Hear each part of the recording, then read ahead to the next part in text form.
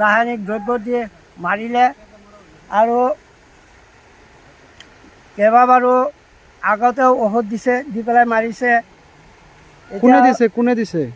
এই হাবেজ আৰু চাবদুল, আজিজুল ইহঁতৰ পৰিয়ালবৰ্গই আমাৰ লগত মানে মাটি লৈ অলপ কেচকাল আছিলে।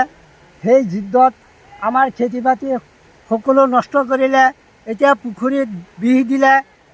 মৈৰাবাৰী থানাত আমি এজাহাৰ কৰিছোঁ, কেইবাটাও কোনো বিচাৰ পোৱা নাই। গতিকে উপায়ুক্ত ডিচি ছাৰে যাতে আমাৰ খেতি বাতি আৰু পুখুৰীৰ মাছ এইবিলাক তদন্ত কৰি উচিত বিচাৰ কৰে, সেয়ে মোৰ অনুৰোধ। মানুহ আমাৰ খেতি বাতি নষ্ট কৰিলে, এতিয়া পুখুৰীত বিষ দি পেলাই আমাৰ মাছ মাৰি দিলে। আমি আমাৰ পৰিয়ালবৰ্গ এতিয়া জীৱন চলাই টনাটন। গতিকে উপায়ুক্ত ডিচি ছাৰে যাতে আমাৰ সঠিক তদন্ত কৰি ইয়াৰ উচিত বিচাৰ কৰি দিয়ে। আমি আপোনালোকে এজাহাৰ কৰিছে থানাত আগতে এজাহাৰ কৰিছোঁ। ঘটনাটো হৈছে আগত খেতি জ্বলালে। কাৰ খেতি জ্বলালে? এই আমিৰুদ্দিনৰ কোনৰ কি? আমাৰ ককাই হয়। আপোনাৰ ককাৰ খেতি জ্বলালে? ককাই খেতি জ্বলালে। এই এসপ্তাহ আগত খেতি জ্বলাইছে, এসপ্তাহ পিছত পুখুৰীৰ মাছ গোটেইকেইটা বিষ দি মাৰি পেলালে।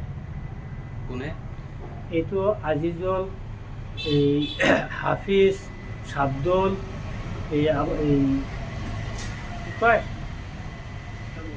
সিহঁতৰ পৰিয়াল মানুহ গৈছে, গৈ পেলাই এনেকুৱা এই ৰাতি 2টা বজাত গৈছে মানুহকেইটা। পিছত আমি এই 4টা বজাত উঠিছোঁ, উঠি পেলাই চাইছোঁ মাছকেইটা মৰি আছে। আগত মানে ঘৰুৱা কাজিয়া আছে, আমাৰ মাটি বাৰী লৈ ঘৰুৱা কাজিয়া আছে। সেইকাৰণে আমাৰতো এইটো আমি ঘৰুৱা কাজিয়া কৰি আছোঁ, আমাৰতো সেইবিলাকৰ কোনো হেৰি নাই। আমাৰ খেতি মাৰি আছে, মাছ মাৰি আছে, আৰু 2বাৰ খেতি জ্বলালে। 26 ছাৰ থাকোঁতে 2বাৰ খেতি জ্বলালে। এইটো একশ্যন লোৱা নাই।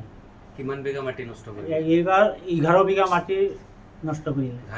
ধান খেতি আৰু ফিচাৰী কিমান? ফিচাৰী 1.5 বিঘা মাটি লৈ ফিচাৰী কমেও 1.5 লাখ টকাৰ মাছ আছিল, গোটেইকেইটা মাৰি পেলাল।